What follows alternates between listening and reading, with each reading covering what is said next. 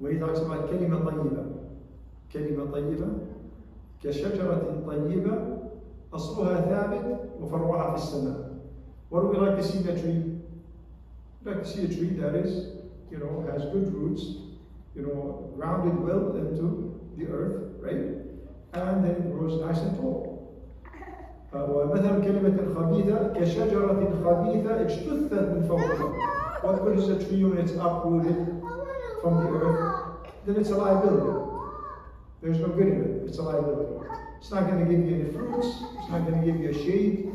It's not going to give you flowers. It's not going to give you any of that, right?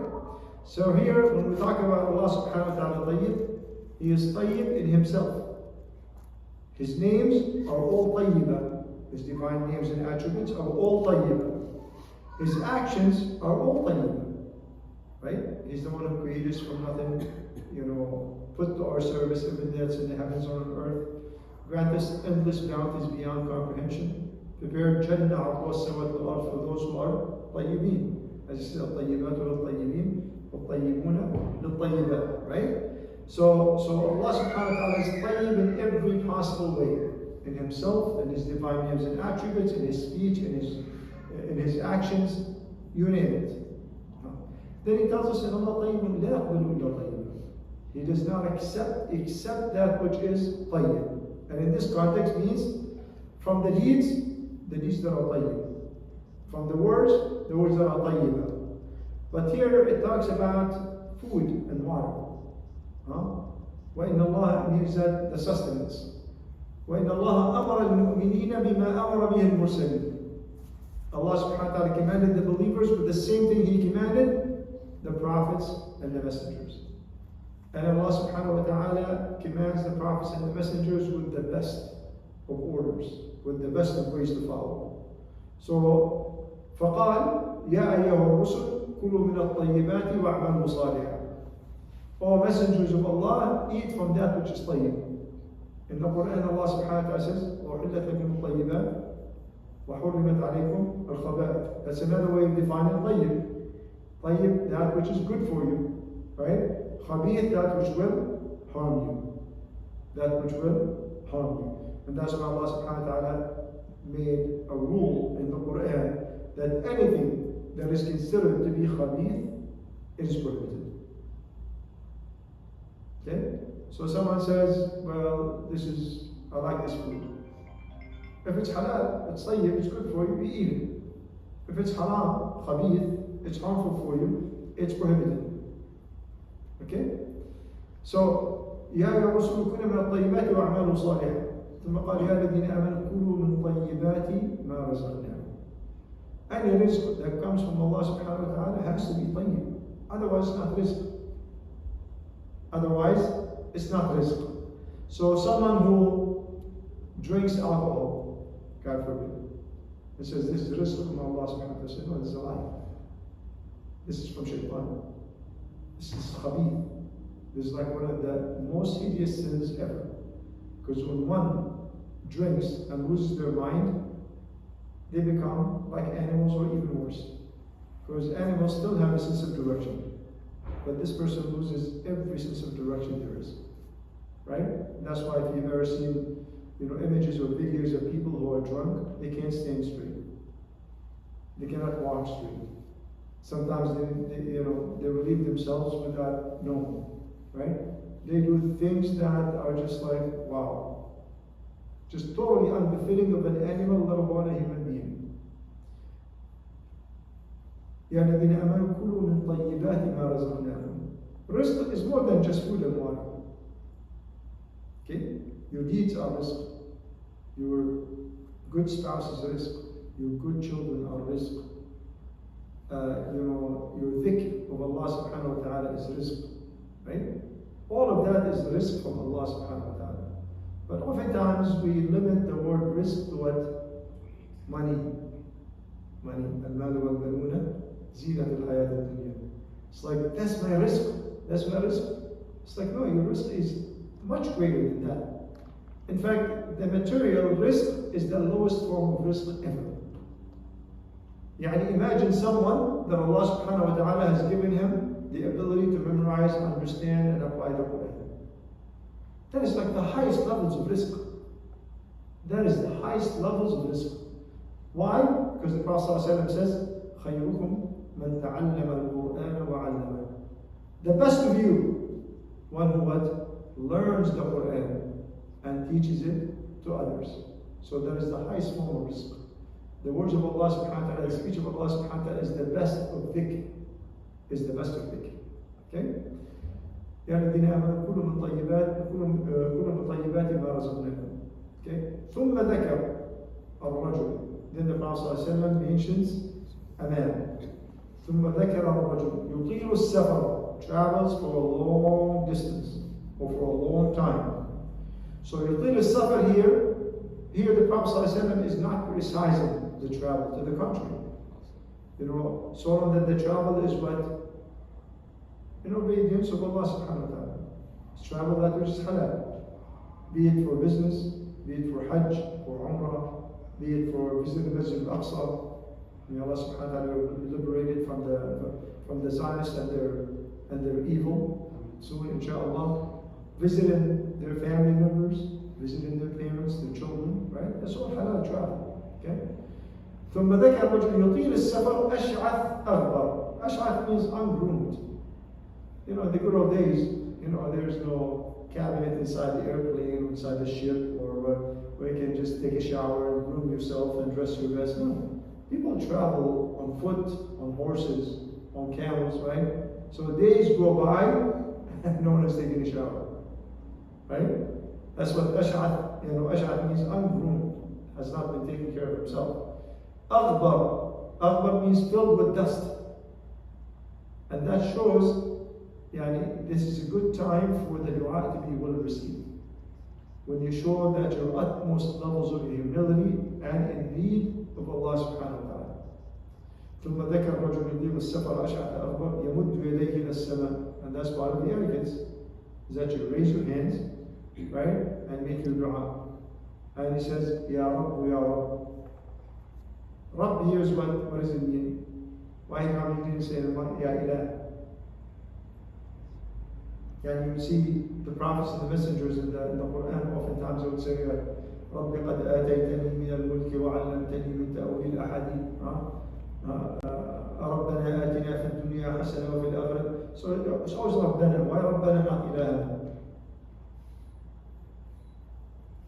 Because when it's Rabb, it has to do with the action of Allah. No, it's the other way. Rabb? Well, it has to do with us. I know what you're saying. It has to do with what Allah subhanahu wa ta'ala does as a Rabb. So when I'm soliciting what Allah subhanahu wa ta'ala has, the fact that He is a Rabb, I am asking Him as, like we would say, Rabb al-Bayt. Anytime you need something in the house, who do you go to? I mean, if you're a minor, you go to your father. He's Rabb al-Bayt. Right? He's the caretaker. So he's the provider. So Rabb here means the creator, the cherisher, the provider, the one who created everything. Right? So for the one who created everything and is able over everyone and everything, I have taken him as an ilah. So my actions is what? To supplicate to him as my Rabb. Knowing that none can bring about, the results that are needed, right? None can suffice my needs or tend to my necessities but Allah subhanahu wa ta'ala. Make sense? So you're right, these are the actions of the Rabb, but it's me now that is resorting to Him, asking Him to provide for me. Right? Ya Rabb, Ya Rabb. Right? Means these are the traits of the provider, of the cherisher, of the creator. Right? يمد يديه إلى السماء يا رب يا رب وأنى يستجاب. And the Prophet says, ومطعمه حرام. His food is haram. Be it the food itself, or the source, or the way the food was acquired. Stolen money that is unlawfully earned. What I mean by that could be from riba, could be from selling alcohol, could be from selling pork, could be from selling tobacco, or any of that is prohibited. Okay? So either the food itself or the source of that food is haram. Right? And by the way, the Arabs used to do that in the good old days. You know, they think it's something good to do. Robin Hood movies, you know. Steal from the rich and give to the poor. You stole it, it doesn't matter. You know, you give it to the poor, to the orphan, you perform Hajj. It's rejected. So that's what it means that Allah subhanahu wa ta'ala لا يقبل إلا طيبا. And we're going to come to the issue of earning a living in this country, inshallah. مطعمه حرام ومشربه حرام. مشربه means what he drinks, be it, you know, the fluid that he drinks, or the source from which he purchased this juice or this water or whatever, right? So water is halal, but when you steal it, what happens? Yeah, not the water itself haram, but what made it haram is the action. Not the juice itself is haram, but the action, the fact that you acquired it in an unlawful way, that makes it haram for you now. To the extent that in some countries, because there's a problem with, you know, accommodations and rentals and whatever, so what the government did to deal with the problem is to basically say, you as a landlord, you cannot expel this man or this family from your rental property. But it's my property, money back. No, you cannot. So long that they're alive and they're renting and they're paying the rent. Okay, well, I want my rent to be increased. No, you cannot increase your rent. So there's some people, more specifically in Egypt and perhaps other countries, you know, the renter has rented this place maybe 50 years ago and passing it on, like he or she is passing this rental property on to their children, right? And they're probably paying something like $1 a month.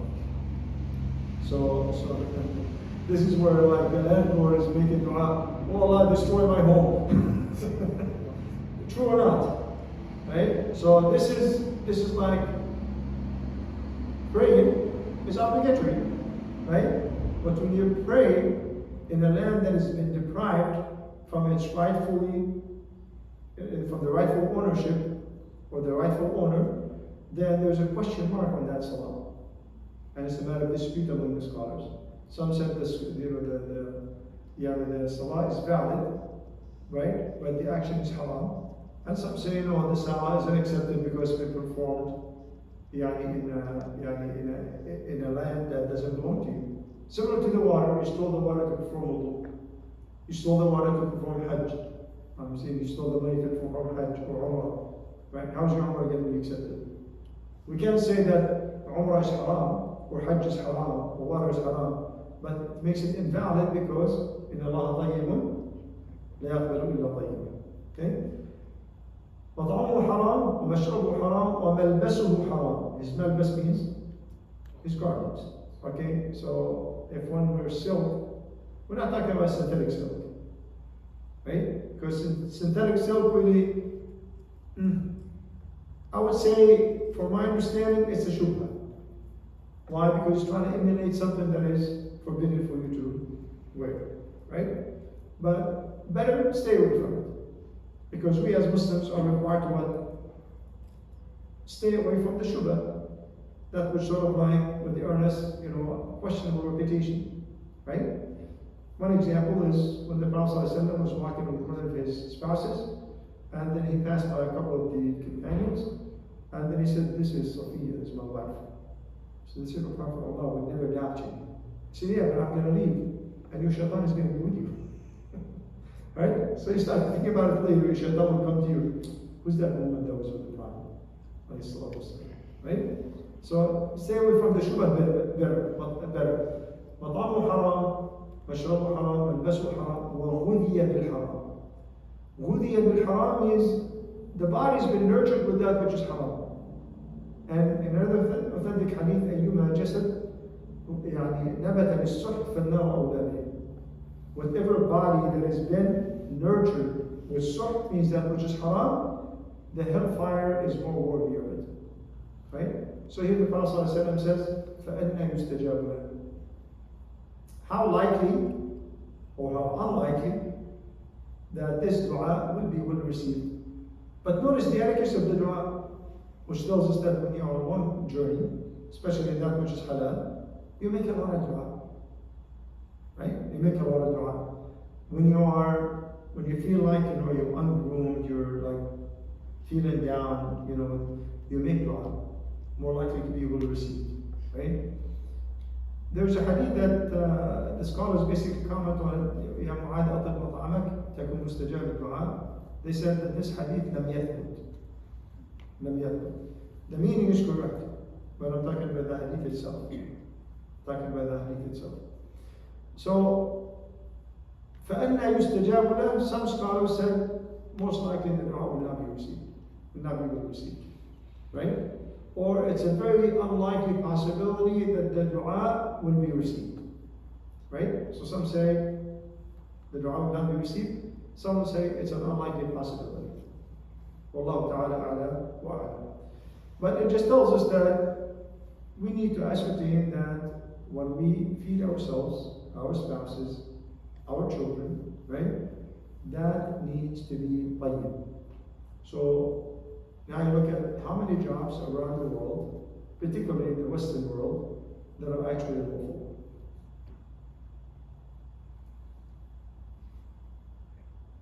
So let's say, I work for the federal government. Oh, wow, you work for a charitable organization, right? Who's the federal government? It's been at war for about 240 years. Right? You work, I'm not suggesting that every job in the federal government has a question mark on it.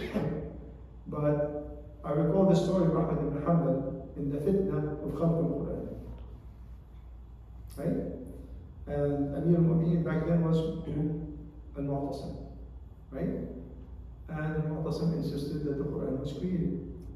Imam Ahmad ibn Hanbal said, no, these are the words of Allah subhanahu wa ta'ala, it's not created. So the tailor of al-Mu'tasim came to ask Ahmad ibn Hanbal while he's in prison for a fatwa. And we know Ahmad ibn Hanbal is a well-known, renowned scholar of Islam. He said, I saw the garments for al-Mu'tasim. Am I from the helpers of the oppressors?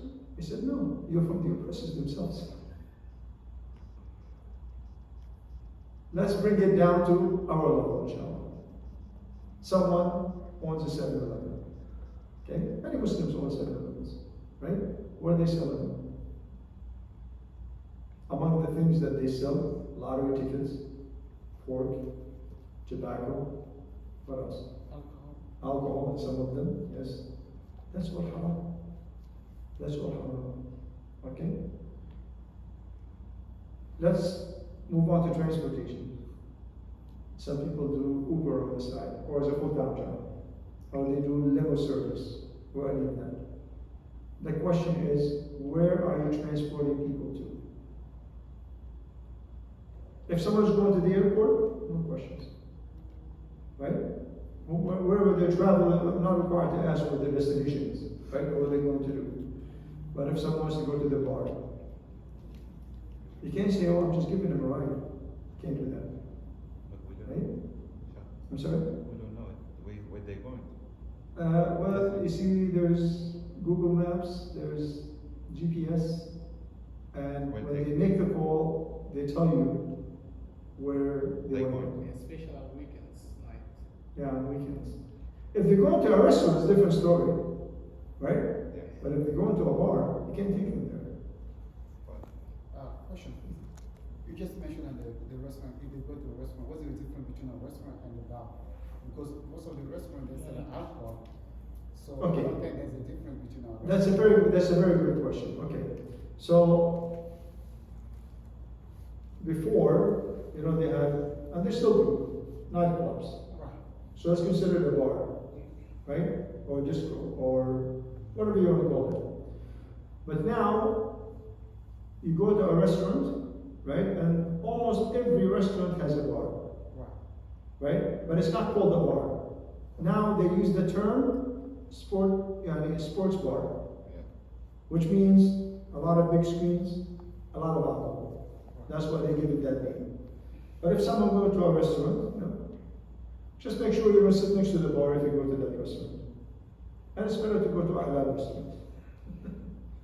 So this way, Well, let me retract that a little bit. Make sure the halal restaurant you go to doesn't have a bar. Because I had that experience where someone recommended a halal restaurant for me, and I went there and I opened the door. The moment I walk in, I see this big, huge bar right in the middle of the restaurant. So I walk right out and I'm looking at the restaurant. Maybe I missed the address. Sometimes you miss by a number, 1234A, 1234B, or something like that. And then I walked again. The brother greeted me. Apparently, he recognized me. I don't remember seeing him. So I'm like, this is the one. I actually called the person who made the recommendations. He said, yeah, Sheikh, I forgot to tell you they have a bar inside. But all their food is halal. Yeah, so I'm just commenting on, go to a halal restaurant. Be careful, right? Especially if you go down south to Florida. A lot of these things there. So I said, I'll have 2 halal chickens, 2 halal, and then 1 halal wine. Of course, every time I asked for something, yes. And then even when I said 1 halal wine, he said, yes. And then he said, I have nothing to do with it. You can't say I have nothing to do with it. You work at the restaurant. So when somebody orders food, they can order wine or alcohol or whatever. And you can't say, I'm just going to serve you the food, not going to serve you that. Right. So that's another job. Because almost every restaurant, in this country, serves alcohol. If you go to one of these sit-down restaurants, they all serve alcohol. So if you work at that restaurant, right, you serve an alcohol, and part of your income comes from alcohol, which you know it. Okay? You work at a grocery store, right? There's the meat department. And some of these grocery stores, they also sell wine and alcohol. So part of your income comes from that, and you are contributing, whether you stock on shelves, you work as a cashier, or you work as a manager, or whatever it is, right? You contributed to selling these products. True or not? Now, we talked about the federal government. It's not all the same, right? So some of them work for, Lockheed Martin. What's Lockheed Martin do? Arms. And what do they do with the arms? Who are the biggest victims of the US arms? Muslims. Right? So that's a huge question mark on somebody's income. But I'm just doing the database. I'm just doing, no, it doesn't matter what you're doing. You're part of an organization. You're part of an organization. Its number one target is the Muslim world. True or not? Okay? What's another job?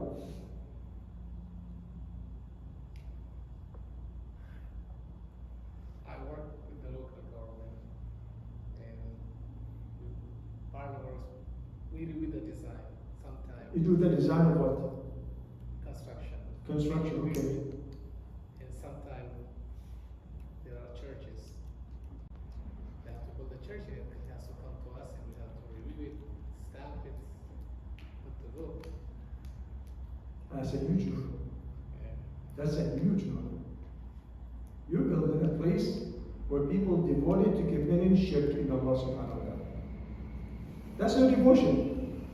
Their devotion is to commit shirk in Allah subhanahu wa ta'ala and attribute His son to Him. I used to work, years and years ago, I used to work in the telecom business. And that also had a huge question mark on it. I'm telling you, there's hardly a job that doesn't have a question mark on it. But then I decided to start a small business. And some of my clients, they wanted the church to be renovated. And I'm like, I don't think so. I did not do that. Some of the clients, they wanted a bar built in their home. I said, I don't touch that. Get somebody else to do that for you. Sir, the shortcut is we have to try to go to Islamic country because there is very less chance. I was working in the airport, in DC airport, Right. catering the planes. So they have the thing. Then I left that. And now I'm work in Uber or Lyft. It is also a problem.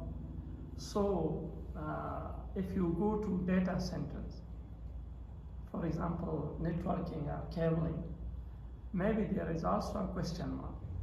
The people see But that's exactly my point. Mhm. Is that there's hardly a company that you can work for except part of its money, part of its revenue is haram. But there's haram and there's haram. Like work for a bank. If you work for a bank, where does the bank get its money from? Loans. So that's not a question mark. No, that's haram. It's pretty obvious. Mortgages, car loans, credit card loans, interest rates 25, 28, 32%. I mean, And look at that. And that's one of the most hideous crimes in Islam. excuse me, if you use credit card and you don't let it to be for interest, you just pay on monthly basis, not to add the interest on it. What about that? Okay, the contract itself, right? The scholars basically talk about the contract because you're agreeing to certain penalties and certain interest rate. They said the contract itself is questionable. But there's a rule in Islam that says الضرورات تبيح المحظورات. What is necessary فمن اضطر غير باغ ولا عاد. One who's compelled غير باغ. I need a credit card. I'm not really interested in the credit card. But I'm not gonna transgress the limits, meaning that I have the money in the bank. I'm not gonna just make monthly payments. No, the moment I have a balance, I pay it off. In that respect, inshallah, it's okay. Okay? But some people inflate their lifestyle using credit cards. That's a huge number. That is a huge number. Okay? So the bottom line is that many of these companies now have huge question mark on it, which means part of my income is not halal. Sometimes it could be all of my income is not halal. Right? So even working as a doctor, right? I'm sure you come across a lot of issues that are questionable. You want to give us some examples? Yeah, like insurance. Insurance, I don't know how much halal is the insurance. All our money comes from the insurance. Who can insure you one's life or something? Yeah, life insurance. I mean, I know of a situation where basically you see like even counties are on this, right? So basically, older people, the tradition here is that oftentimes when the person gets old, they put them in a nursing home. True or not? The cost of the nursing home is somewhere around $14,000, $15,000 a month, right? I know of some cases where basically all they're doing, they're sedating the person, right? Because they get their ups and downs, and so they try to gauge as to how much narcotics they can give them, pharmaceutical narcotics, to sedate them, keep them under control, and keep them as a customer. $14,000, $15,000 a month, that's almost $175,000 to $180,000 a year. Very lucrative business. A lot of these big companies own these nursing homes. Right? So using drugs to sedate patients, well, that's questionable. Why would you sedate them? Question, please. Yes. I think the brother mentioned something that just really put in my mind. I think he mentioned something about the construction. That's something they have the project of build churches or something around the corner.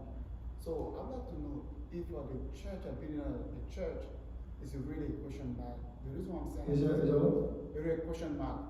Like the reason why I'm saying that because sometimes we as Muslims we use those facilities for prayers. What is the default?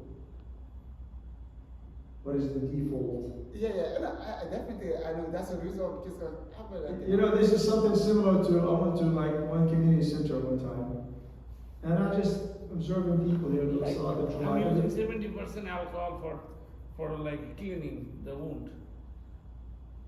This is alcohol, but we are using it for a good purpose. But it's a rare use, so we don't count all the time. I'm just addressing the point that you mentioned. It's sort of like there's this community center, right, that is being rented for Salat al-Jumu'ah. So I went there, and I couldn't help but to observe people come in and they pray 2 rakats.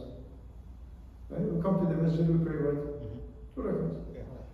So I'm not looking, I just like to observe what Muslims do, in general. So after the khutbah, I asked a question. I said, I've noticed most of you pray 2 rakats when you first come in. What was that for? We better start looking at each other. It's like, you don't know what you just prayed. So, I mean, one of them said, Tahiyyat al-Masjid. I said, there's a masjid.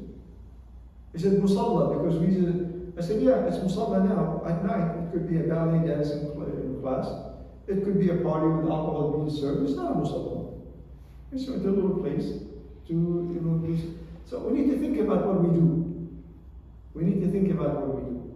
I'm not trying to paint a gloomy picture for you, but if you can pull out of making the drawings for a church that looks, you know, it conflicts with my religion.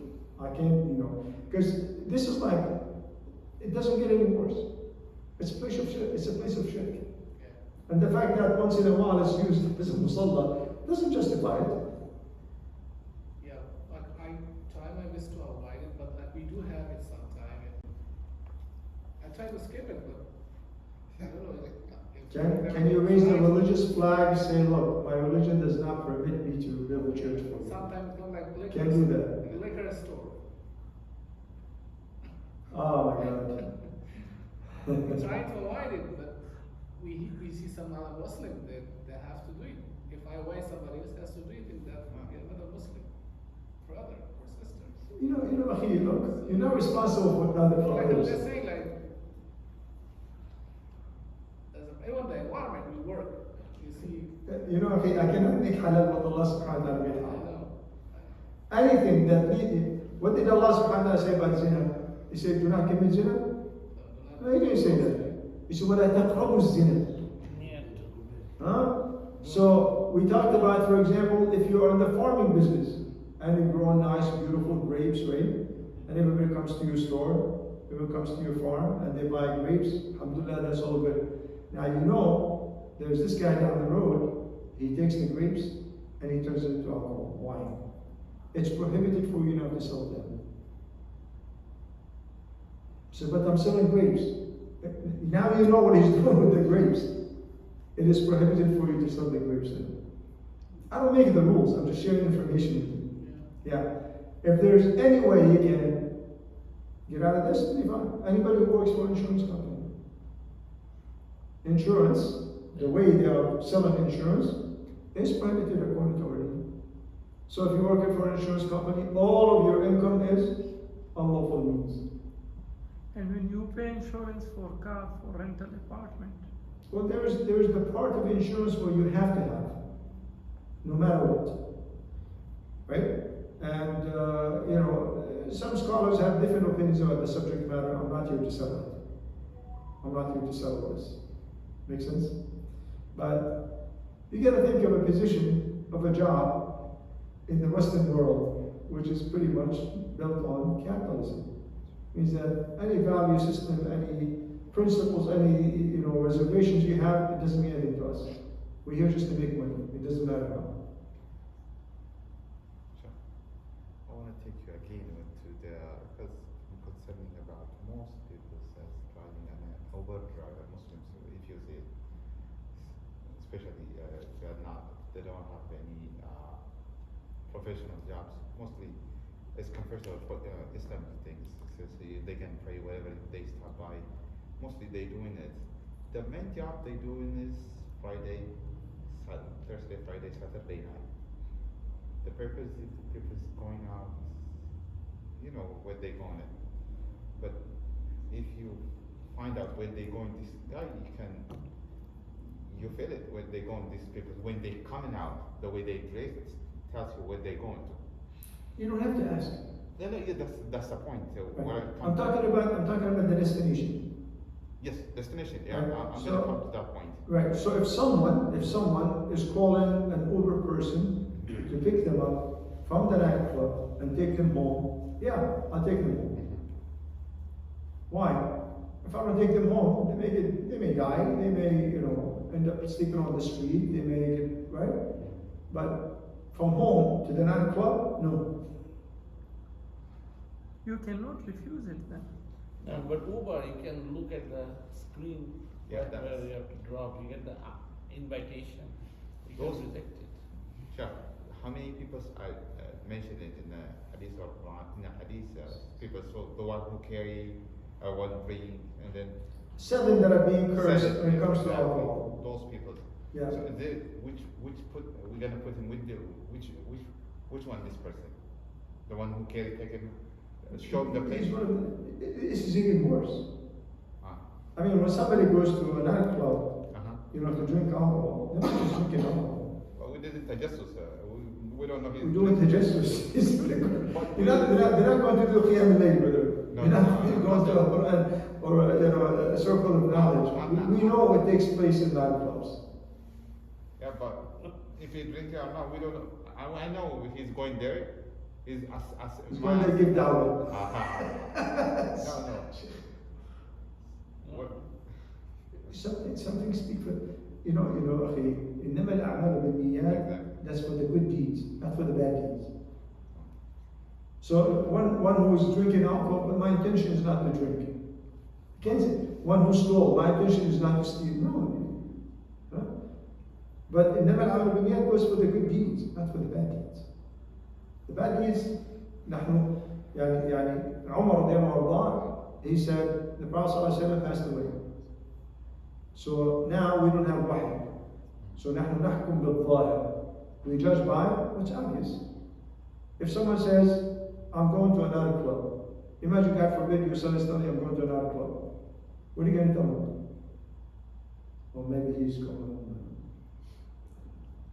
There's no maybe. Right? Somebody, I'm going to a liquor store. What possibility other than, transacting? Whoever going to the nightclub, most of them they don't drive. That's because they cannot drive, so they have to come with another Uber. It's very. It's not easy, Ali. I'm not trying to paint a gloomy picture, but يعني if I'm just sharing information with you and you're feeling that level of stress, what about when we go 6 foot under? We have to stressful. We have to. What about when we go 6 foot under and we are told فيما كنتم؟ Say, كنا مستضعفين في الأرض. ألم تكن أرض الله واسعة فتهاجروا فيها? Wasn't the land of Allah subhanahu wa ta'ala so vast that you would travel? Oh, but I was afraid for my risk. Well, your risk was guaranteed when you were 120 days in your mother's womb. Right? I'm just sharing information with you and you feel the stress. But then I'm telling you, when Munkar and Nakir, comes to us and they ask us these questions, That's good. You mentioned it because to make dua for our brothers to do what you're doing, especially people who only work in Thursday, Friday, Saturday night. Most people. So my suggestion in general, is to look for another job. I'm not telling you quit your job today, but you need to be actively looking for a job that is halal. So if you drive Uber, you can make it clear right off the start. I'm not taking anybody to a church, or to a liquor store, or to a nightclub. If you will accept me that way, be it. If not, I'll find myself another job. Make sense? Yeah. So, like, for example, I'm Uber driver taking it to the airport, but she's a non-Muslim woman sitting with me alone. Oh, but she can sit in the back. Yeah, but still, like, Well, Akhi, let me tell you something. With the monitoring systems that we have, certain things you cannot avoid. The action itself is halal. Okay? No one's going to tell you taking someone to the airport is haram. Okay? I don't know who's going to be riding in the car. I could be going to the grocery store and some ladies approaching you with some funny looks or some funny behavior. So it hasn't, But the thing is, you have a monitoring system now. You can install a camera in your car, right? And that's a good idea to protect yourself. Because I hear a lot of nonsense about, what takes place during transportation. And unfortunately, that is not just in the West, it's also in the Muslim world, right? So there's certain things you can do now, alhamdulillah, with the prevalence of technology to protect yourself, right? But if someone's going to a nightclub, someone's going to an alcohol, a sports bar, any of that, it's clearly they're going to drink. Some people go to church. No, the I would people not also think- work in the weekend. A lot of people Uber as well. They have a lot of people to go different places to make more money. So we have to get out of this guy. Akhi, our risk is guaranteed. Our risk is guaranteed. Yes. And you know something, I make a point of telling people, sorry, I can't do this for you. And people respect that. They may not like it, but they respect that. Yeah. Just like when they see you going to the masjid praying, they respect you. They may not like it. Why? Why they may not like it? It does not suit them. They don't like a Muslim woman wearing the hijab. They don't have much to look at. Right? But they respect it. True or not? True. Yeah. So I'd rather be respected than be liked. So many other jobs is there also that doesn't need to be doing things. But the people love freedom. Uber has a lot of freedom. You can choose and pick your own time. You know, Akhi, I would take a job that pays me less, but at least I know it's halal. And when Allah subhanahu wa ta'ala sees that you are striving to earn your halal living, it is sufficient if He puts the barakah in your rizq. That is sufficient. Because we've known people who make hundreds of thousands of dollars and they're in debt. True or not? While others, you know, they make 50, 60, 70, whatever, perfectly content. They live within their means and they're fine. Right? But again, I'm just sharing information with you. Right? You're not my judge, I'm not yours either. We're all going to stand in front of Allah subhanahu wa ta'ala. But here, we're trying to raise the level of awareness. There's so many businesses that Muslims are in need of. Right? Like, we just had Eid al-Adha. I cannot Right? invest. I'm afraid of You know, that. the lamb is like $500, $600, $700. Here's a good business for you to go in. Not only you'll be earning halal living, but you'll also be providing an excellent service for the Muslims in this country. Right? Question. Yes. Do you think it is safe to be in an environment where just like, where they deal with alcohol? Where what? They deal with alcohol. In an apartment? No. No, He just mentioned. Environment. No, but he just mentioned. No, no. Okay, I'm sorry. Inside the apartment itself or the building? No, environment. Anywhere. It can be anywhere where they deal with alcohol. The reason why this question came to my mind is that for someone who travel, like overseas, like most of us when we travel overseas, we use the airplane. And most of the airplanes, they deal with alcohol, especially you travel like a first class, business class, they always deal with alcohol.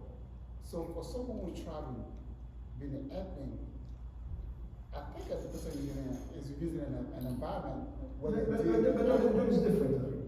Okay. That is different. Yeah. You see, things happen in the world that you and I have no control over. Okay. Okay?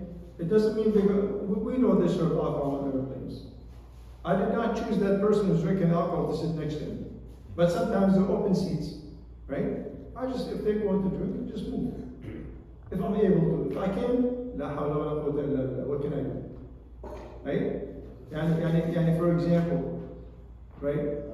When they capture a prisoner, right? And they tie them down and whatever, now they cannot make the ruku on their sujood, so they're praying with their eyes. Okay? It's beyond their control. It's beyond their control. Allah subhanahu wa ta'ala holds us accountable when He says what? لا يكلف الله نفسا إلا وسعها. So it's not within my capacity to come and say, stop the plane, I'm parachuting down. There's alcohol in there. That's not going to work. Right?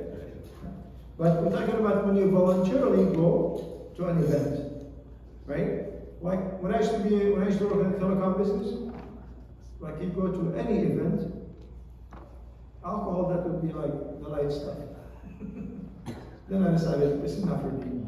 I left the telecom business. Because you feel like you're spiritually bankrupt. So I just left that. So career is not everything. Our career is in Jannah. Our career is in Jannah. You want to make sure that you obey Allah subhanahu wa ta'ala so you can have a nice career in Jannah. Doesn't matter how much success you make on earth, it's called dunya. So don't let your aspirations stick to the ground. Okay? Make them fly above the seventh heaven.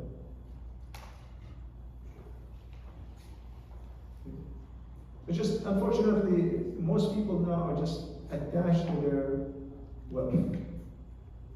I mean, how many, like the Sahaba, when they left Mecca, they left everything behind. Everything. And we're talking about this is the beginning of the da'wah, which means they were weak. Some of them left their families behind. They couldn't take them.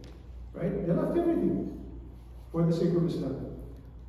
But you tell someone, you know, just move from this career to this career. No, I like this one. Okay, how about if I take a job that's less paying, but I won't be able to travel? It's like, they always come up, the answer is always ready to justify the action. Right? But again, you know, this ayah really scares me. You know, by the way, some scholars spoke of the fact that we are living in a non-Muslim country. This is just like you would need a visa or a green card or a citizenship to be lawfully living in this country. You need to be engaged in the da'wah field to justify your presence here between people who are non-Muslims. Otherwise, what are you doing here? So you see, it's a bigger issue than just a job and income, right? It's a much bigger issue. And that's why everybody needs to be actively engaged in the da'wah field. But I don't have a lot of information. I've known somebody like this, and I really truly admire that person.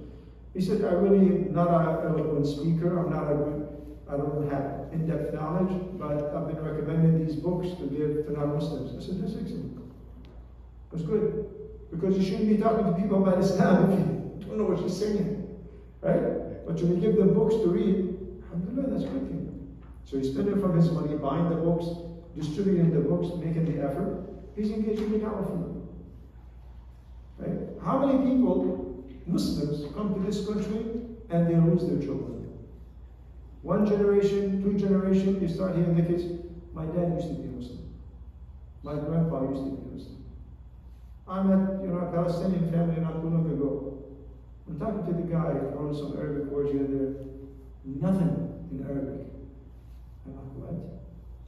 So he's like, you Palestinian? After a couple of generations, they lose their identity. Or else they become part of the society. It's not worth it. It's not worth it. Now I'm just thinking about what job, what career is.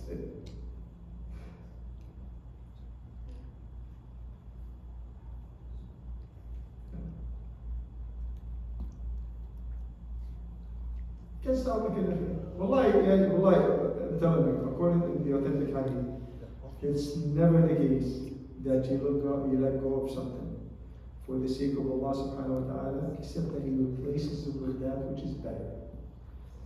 The one who is going to replace it with that which is better is Allah subhanahu wa ta'ala. It's not me. I'm a poor guy. Helpless, just like everybody else here. Right? The one who's telling you to replace it with that which is better is Allah subhanahu wa ta'ala. SubhanAllah, all the investments we talk about worldly, the investment is dunya. It's sort of like they're what? Between that investment and us is the soul parted ways with us. Khalas, everything's gone. We're gone. So, the Sahaba used to basically, some of them used to say, what did you do with that? قدمتها لحياتي. I advanced it for my life. Because Allah subhanahu wa ta'ala said, ليتني قدمت لحياتي.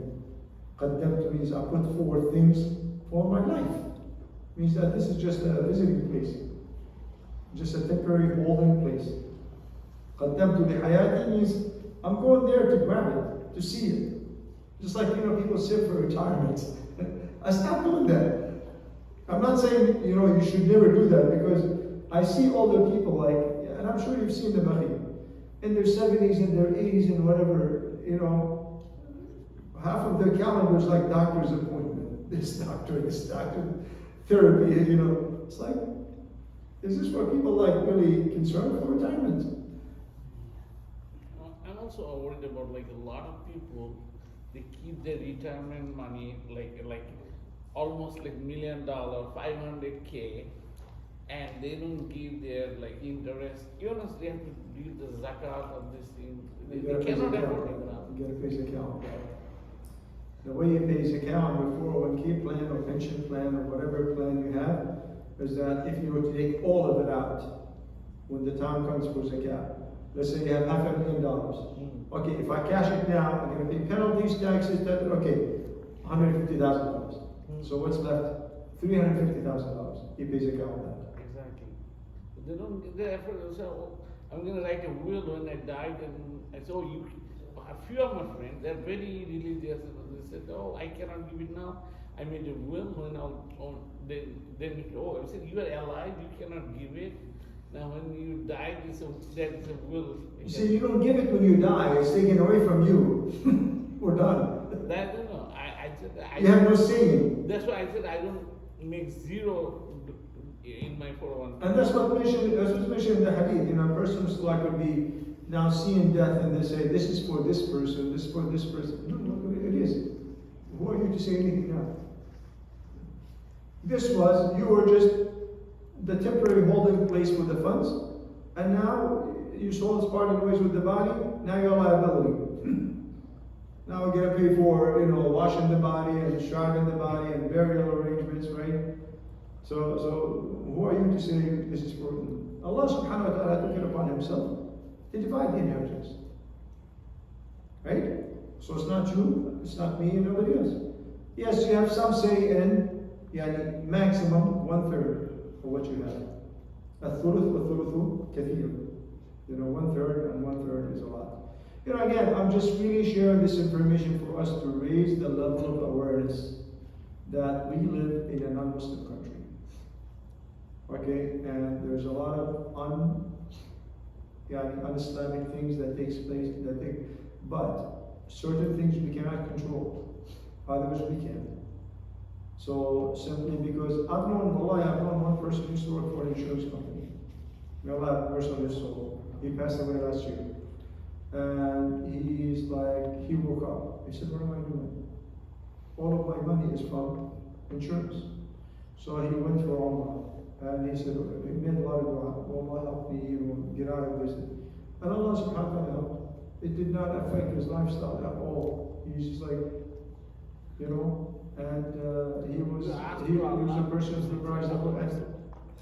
Yeah. So there's nothing, you know, this is like when you really make dua, when you feel like something is just impossible. Because you're asking one, you're asking the one who's able over everyone and everything. So you're not going to say, well, this is easy. I'll make dua for water. I'll make dua for phone. No, go get it. But do you feel like, how is this possible? You make dua, and you see that it's possible. You know, just like the 3 men that were traveling, right? And they resorted to a cave, and then a huge rock came and blocked the cave. So someone who's really not a strong believer would basically resign to the fact that, oh, we're going to die. We're done. You know, the same thing happened actually in the tunnels of Gaza. So people are just basically telling a story. You know, they're trapped inside the tunnels, no water, nothing, out of food. And they basically began to look at each other and, you know, try. And then they said, all of a sudden water began to emerge from the ground. Yeah, a lot of stories like that. Yeah. When things reach to a climax where you feel like it's impossible, all doors are, raise your hands. All doors will open up.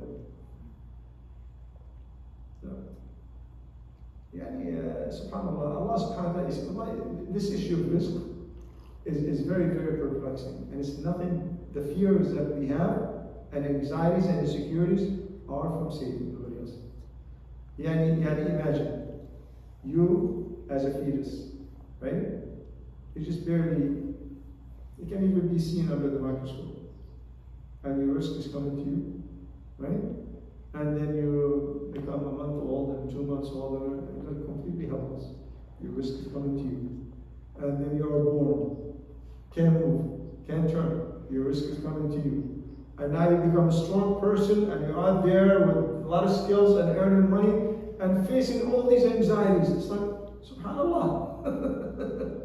Subhanallah. Yeah, one would be 50 and 60 and they're still afraid for their risk. And Allah subhanahu wa ta'ala has given you a risk for the past 60 years. How much longer do you think you have? And you're still afraid. And if you look at yourself, the average person, look, 10 years ago, he didn't have the money you have now. 20 years ago, he didn't have the money you have now. Right? And you still, what? A lot of anxiety. What if, what if, what if? That if is from shaitan. True or not? Yeah, we all can attest to that. We all, one would be like, okay, $500,000, and all of a sudden, whatever the investment dropped to 400, it's lost $100,000. They don't say, I still have 400. No, I just lost 100. The 5 became 4. What about the 4 that you had? Well, I had it anyways. That's how Shaitan plays with our minds, and we should not allow him to do that. The more they have, the more anxiety. The more they have, the more anxiety. Yeah. So one person talking about the more they have. You see, people who don't have the least of money, right? It's like, I have $50 in my pocket, whether I have it or I don't have it, it's really the same, right? So they don't mind giving the whole thing or half of it or whatever, right? Like giving $20, $30, that's about what? 40, 50%, 60% of what you have, right? So this person said, if I ever have $1 million, I'll give half of it fi sabilillah. So the person looked at him and he said, you're not going to do that. He said, yeah, I would. He said, no, you're not, because you don't have the million. If you're a person who's earning $50,000 a year, $60,000 a year, right? And look at, the commute you do every day and what you have to put up with and whatever. And they still get taxed at the end of the year, right? So the 60 is not really the whole 60, right? And now you have $1 million. And you want to give up half, you say, okay, let's see. I would have to work 10 years for this. True or not? Pay taxes on it, all of that. And now I give the half, right? I will only have 500 left, right? How about if I give $2,000? Just when you're not used to that, don't say if I have $1 million, I will give half of it. So inshallah, I will, be generous, just like Allah subhanahu wa ta'ala is generous with me. But, وَمِنْهُمْ مَنْ عَاهَدَ اللَّهَ لَنْ آتَانَا مِنْ فَضْلِهِ لَنَصَّدَّقَنَّ وَلَنَكُونَنَّ مِنَ الشَّاكِرِينَ. Some of them will give covenant to Allah subhanahu wa ta'ala. If you give me, I promise I will do. And when they are given, they hold back. So just say, inshallah, I will give. And the best way to give is to really get used to giving. Wallahi, the best way to give is to get used to giving. So don't say, when I get this, I will. No, give now. You don't have much? $5, $10, 50, 100. Give, but it's a habit. It's something you get used to. Be consistent. Yeah, you're training yourself. You're training yourself to give. Because, just, and then, أحب الأعمال إلى الله أدومها وإن قل. The deeds that are most loved to Allah subhanahu wa ta'ala, the ones that is consistent. Because you're doing it habitually. Allah subhanahu wa ta'ala appoints 2 angels every morning, right? One would say what? Allahumma a'ti munfiqan khalafa.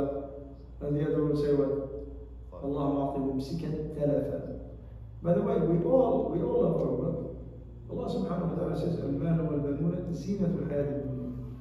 No one's going to come and say, I will love my wealth. But the way to deal with yourself, and we all know ourselves. Some of us, no problem, they'll give. Some of us have reservations, right? The way to deal with yourself, make a commitment to direct debit. Once you make that commitment, khalas. You're not going to struggle with shaitan every day. And make the intention if I'm making a commitment $100 a month, I want $3.33 every day. So this way, you know, the dua of the angel, Allah munfiqan khalafa, this way, this gets replaced. Right? You want to make $300 contribution every month, 100 here, 50 there, 100 there, right? Then basically make the intention when you sign the direct debit form or whatever, that $10 a day I'm spent as if I'm spent. So instead of me giving $10 every day, no, that's my intention. Is to give $10 a day, I will do it on direct debit. And that will help you to be consistent. So you get the reward of what? The dua of the angel. And you get the reward of the fact that Allah subhanahu wa ta'ala loves these deeds that are consistent. Just once we learn about ourselves, we're better able to, you know, deal with that. إن الله طيب لا يقبل إلا طيبا وإن الله أمر المؤمنين بما أمر به المرسلين. May Allah subhanahu wa ta'ala make us among those who listen to the words of wisdom and follow the best of it. Allahumma ameen.